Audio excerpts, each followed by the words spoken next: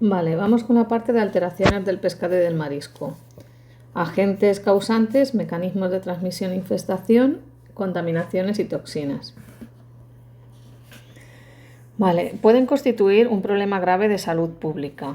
Los crustáceos que se capturan alejados de la costa no suelen portar gérmenes, pero los que se obtienen por cultivo en viveros sí que puede haber más contaminación, ¿vale? Pues por vertidos cercanos a la costa, etcétera.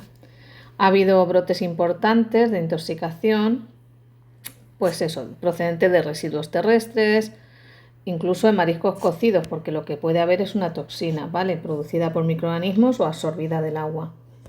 En moluscos con alteraciones, lo que se detecta es un crecimiento de bacterias, pues de este tipo que nos pone aquí, ¿vale? Generan generalmente aminas y amoníaco o reducen el pH. Entonces sí que se suele notar, ¿vale? Pero hay otras como las de salmonela y tal, que ya sabéis que no se notan nada, el producto está riquísimo, no huele mal, pero puede dar problemas muy graves.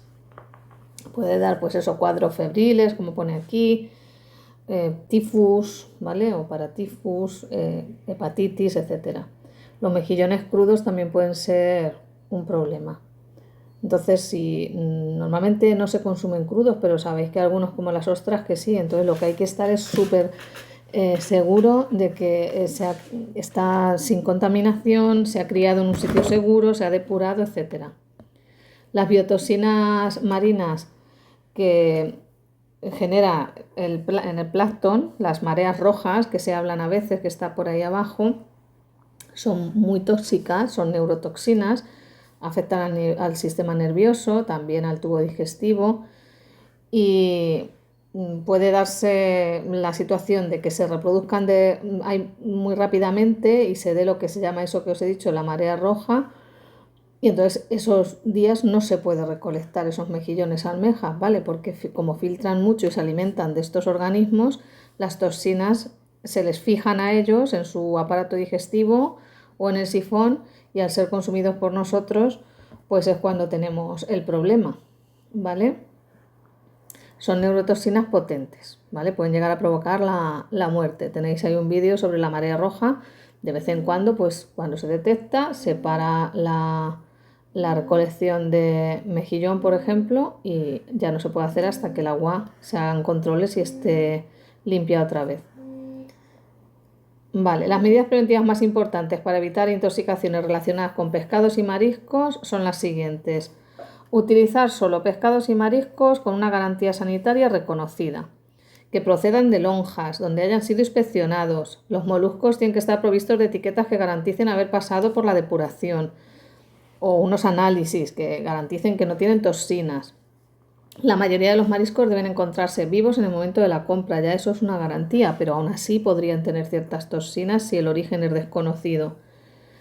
Ese es un punto muy importante, ¿vale? El origen, porque ya hemos comentado pues, que a veces puede haber orígenes que no indeterminados e incluso orígenes ilegales. Hay algunos documentales de que mucha chirla de la que se vende en España procede, por ejemplo, de Portugal, y no es que en Portugal esté peor, sino que en Portugal a lo mejor está menos controlado el que se pueda coger de zonas donde esa arena a lo mejor no es higiénica. Había un documental por ahí que estaba bien, bueno, un programa de estos de investigación, entonces se veía que lo cogían a lo mejor de zonas cerca de puertos donde había vertidos, pues claro, ahí las toxinas están seguro, todo tipo de toxina. Bueno, luego otro parámetro a tener en cuenta para la seguridad es mantener en todo momento el pescado de marisco a una temperatura inferior a 4 grados. En pescado de marisco la refrigeración es muy necesaria, no se puede permitir que no estén refrigerados en ningún momento. Luego la limpieza, ¿vale? En cualquier paso de este pescado de marisco por cualquier lugar tienen que estar limpias todas las superficies, no solo en el punto final, sino en el transporte, cuando llegan al puerto, en todos, limpieza.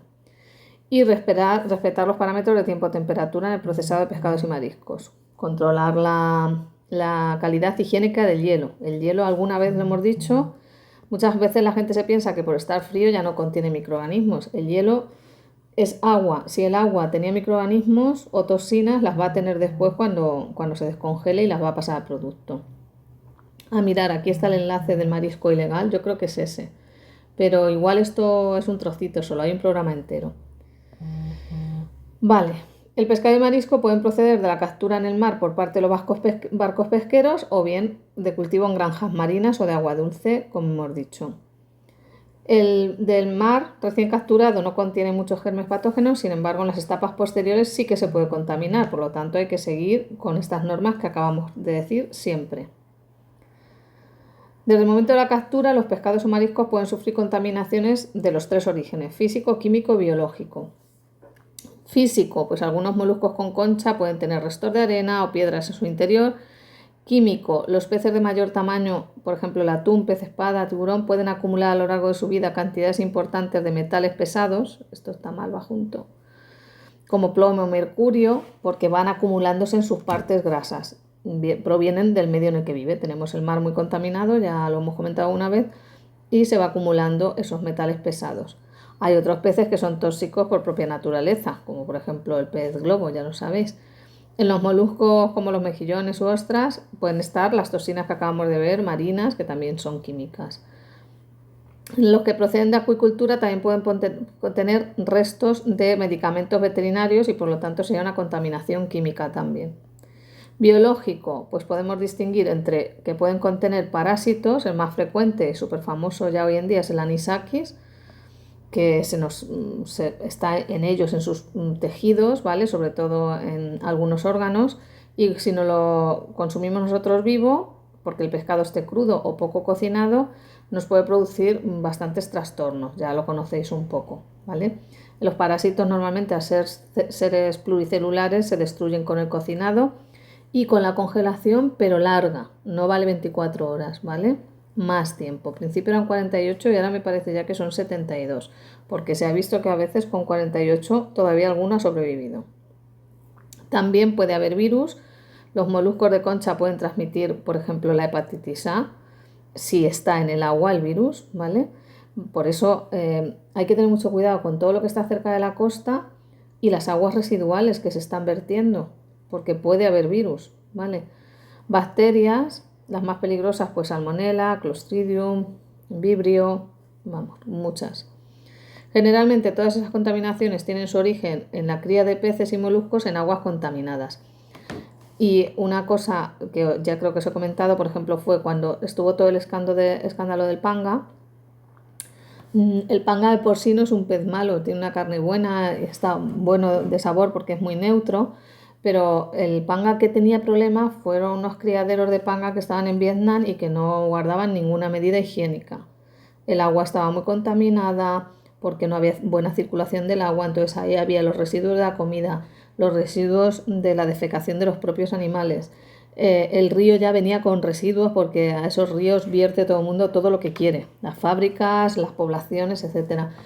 Entonces, cuando llegó ese pan aquí a Europa y se empezó a analizar, pues se vio que tenía unos contenidos de contaminación química muy alta. Entonces, sabéis que hubo un escándalo y casi no se consume el panga ahora. Al final dañó a toda la especie. Sigue habiendo panga, ¿no? ¿Pero por qué? Porque se produce en condiciones higiénicas y bien controladas. Vale, durante el transporte y almacenamiento hay que tener cuidado, ¿vale? Porque la manipulación del pescado de marisco tiene que ser esmerada, ya que hemos visto que es muy perecedero y se altera fácilmente. Los mariscos en general, muchos se pueden vender vivos y así estamos asegurando su frescura, lo hemos dicho ya muchas veces. En el caso del pescado, lo más corriente es venderlo en refrigeración con hielo o salmuera enfriada. En cualquier caso, lo que es importante es que no esté a temperatura ambiente casi en ningún momento de su almacenamiento y transporte, porque ya vimos al principio del tema que jugando con la temperatura dura más o menos el pescado. Los vehículos destinados al transporte de pescado marisco deben ser exclusivos para este fin, isotermos como mínimo, o si son largas distancias ya refrigerados. Y también puede haber algunos en congelación porque hay mucho producto que se transporta congelado. Hay zonas de España donde, como se marisquea libremente, a veces se detecta gente pues que transporta en su coche cualquier producto de un sitio a otro sin ninguna garantía de estos cuidados de temperatura. Una vez que llega a su destino, o sea la pescadería o una planta de procesado, hay que inspeccionarlo y hay que comprobar su buen estado. Se hacen unos exámenes físico-químicos, se puede medir histamina, que es un indicador de degradación, se puede medir metales pesados, biotoxinas, la temperatura de recepción.